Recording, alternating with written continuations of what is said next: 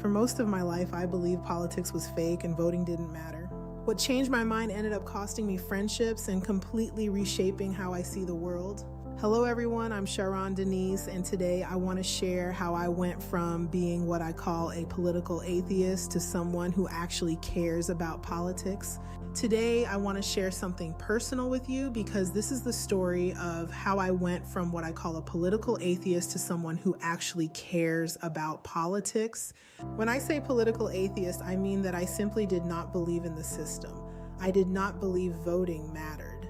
I did not believe politicians were honest, and I believed that whoever was going to win had already been decided long before any of us showed up at the polls. For a very long time, I truly did not care about politics at all, but something changed, and that change completely reshaped how I see the world. As you may already know, I'm Black, just so we are clear about that.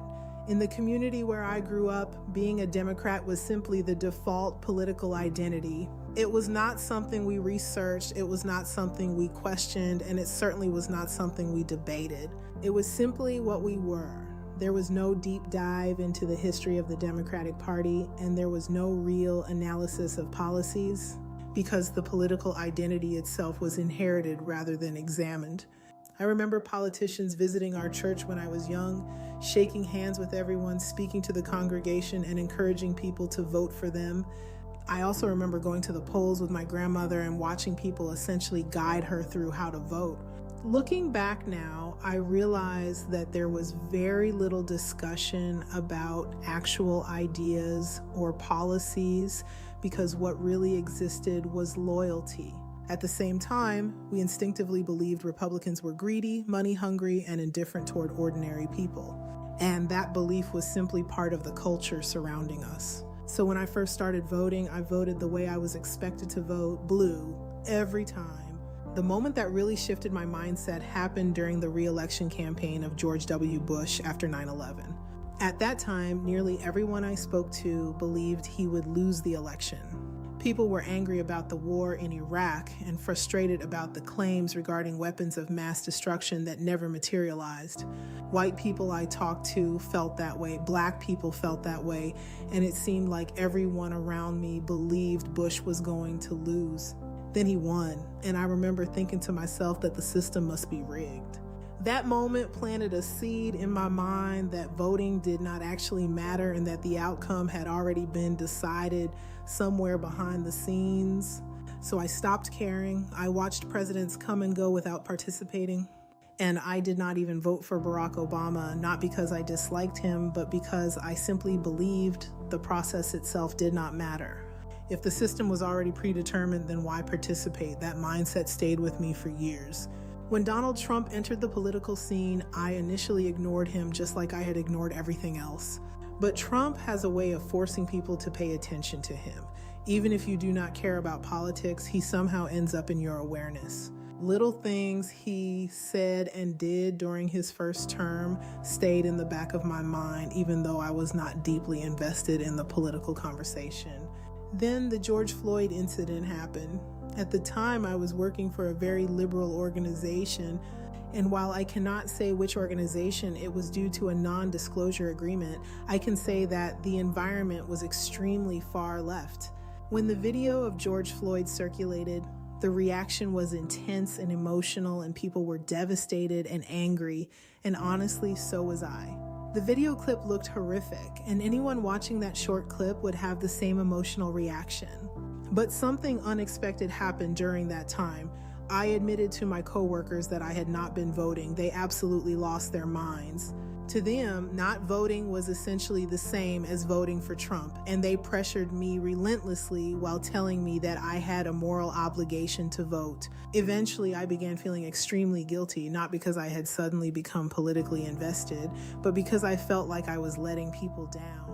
So I made a decision. I was going to vote for Joe Biden, not because I supported him, but because I was being pressured into it. A few weeks later, I moved back to Alabama to save money and help my mom after she graduated from college. Shortly after I arrived, my absentee ballot from Arizona showed up. I sat down with that ballot and prepared to fill it out. But something unexpected happened. The campaign ads against Biden began making me curious. Trump's campaign ads in the South were relentless, and they showed clips of Biden saying things in the past that seemed openly racist while also highlighting policies that negatively impacted Black communities. I remember turning to my mom and saying, "Mom, he's actually the racist one." She responded with something that many people say during elections. She said, "We're just voting for the lesser of two evils." But that answer did not sit right with me. Something about the situation made me pause. Then something unusual happened. I started thinking, not feeling, but truly thinking. There was one particular statement that Trump made that stuck in my mind when he said he had done more for Black Americans than Abraham Lincoln. At first, I thought that statement sounded ridiculous, but then I asked myself a simple question. Why would someone make a claim like that if there were absolutely no truth behind it? The deeper I looked, the more confused I became. Stories I had always heard about Trump suddenly looked different when I examined them for myself. For example, the Central Park 5 case was not presented the way I had always been told. Trump did not call for their arrest specifically, but instead spoke about crime problems more broadly, and that case became a catalyst for his advertisement about violence in New York City. I also discovered that Trump had received awards from civil rights organizations and had been recognized by groups like the NAACP. He had long-standing relationships with people across different communities, and the image I had been given of him during his presidential campaign did not match the reality I was discovering. That realization made me angry, not because I had suddenly become a Trump supporter, but because I realized something else. I had never actually looked into any of these things myself. I had simply believed what I had been told. Once I started researching one issue, that curiosity naturally led me to begin researching many others. I revisited the George Floyd case and watched the full footage instead of relying on the short viral clip that had circulated online. From there, I began examining other highly publicized cases that had sparked outrage across the country because I wanted to understand the full context rather than the emotional headlines. The more information I gathered, the more I realized how powerful emotional narratives can be and how easily stories can be framed in ways that trigger strong reactions before people examine the full picture.